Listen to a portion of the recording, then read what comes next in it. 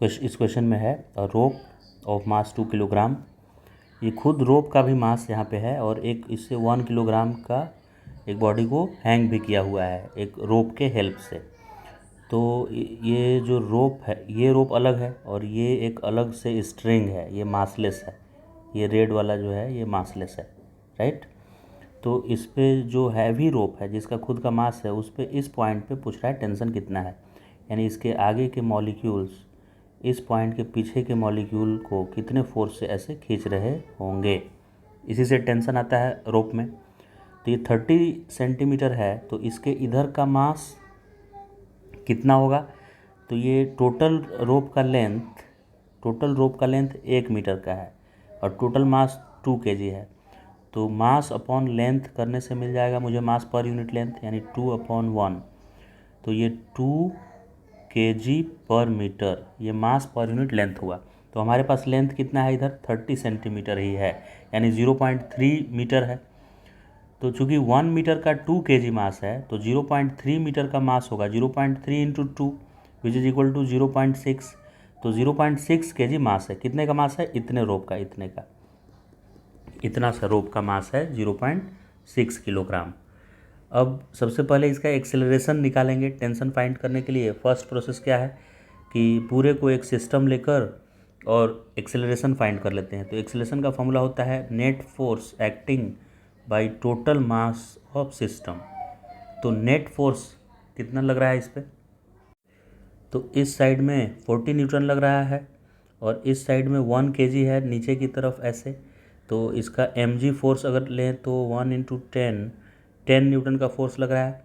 ये 40 न्यूटन इसको, और ये यहाँ से लेकर यहाँ तक पूरा एक सिस्टम में ले लिया, यहाँ से यहाँ तक एक सिस्टम। तो 40 न्यूटन क्या है, ड्राइविंग फोर्स है, ये इसको आगे की तरफ खींचना चाह रहा है।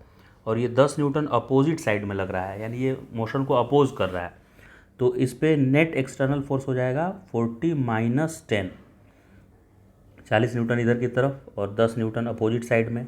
और बाकी का जो टेंशन है ये सब कहाँ गया, ये इंटरनल फोर्स हो गया।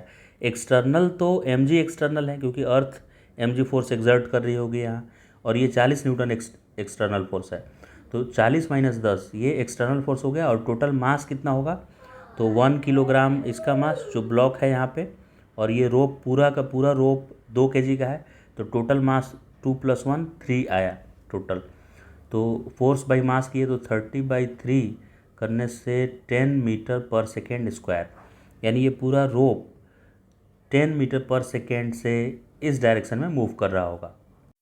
अब हम लोग फ्री बॉडी डायग्राम बनाएंगे, इतने रोप का फ्री बॉडी डायग्राम बनाएंगे। तो इतने रोप पे ये ब्लू कलर वाले पे क्या क्या फोर्स लग रहा है और इसका क्या मास है। तो टोटल 2 kg था जिसमें से ये रेड कलर वाला 0.6 kg आ गया है। तो ये ब्लू कलर वाला होगा 1.4 किलोग्राम, क्योंकि दोनों मिला के ब्लू और रेड वाला पोर्शन मिला के और 2 kg था। तो ये 0.6 है रेड वाला, तो ब्लू कलर जो मैंने किया है वो 1.4 kg होगा। तो इसका फ्री बॉडी डायग्राम बनाएंगे ब्लू कलर वाले का। तो इस पर आगे की तरफ फोर्स लगा 40 न्यूटन का, और ये रेड वाला जो पोर्शन है वो ब्लू वाले को आगे जाने से रोकेगा। तो ये इधर की तरफ टेंशन, यही फोर्स मुझे निकालना है क्योंकि ब्लू वाले के मॉलिक्यूल और ये रेड वाले का मॉलिक्यूल है। तो अगर रेड वाला होता ही नहीं तो ब्लू वाला आराम से मूव करता 40 न्यूटन फोर्स के साथ। तो रेड वाला क्या कर रहा है, इसको पुल करके रखा हुआ है इधर की तरफ, मतलब ये इसके मोशन को अपोज कर रहा है। तो अभी इस ब्लू कलर वाले का इक्वेशन होगा आगे की तरफ 40 न्यूटन, अपोजिट साइड में टेंशन फोर्स T, ये नेट फोर्स हो गया।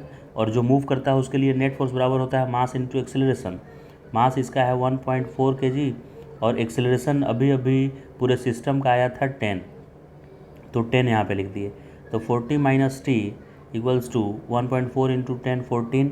तो ये इस तरफ आएगा, सब्ट्रैक्ट होगा, और ये इस तरफ, तो T इक्वल टू आएगा 40 minus 14 which is equal to 26।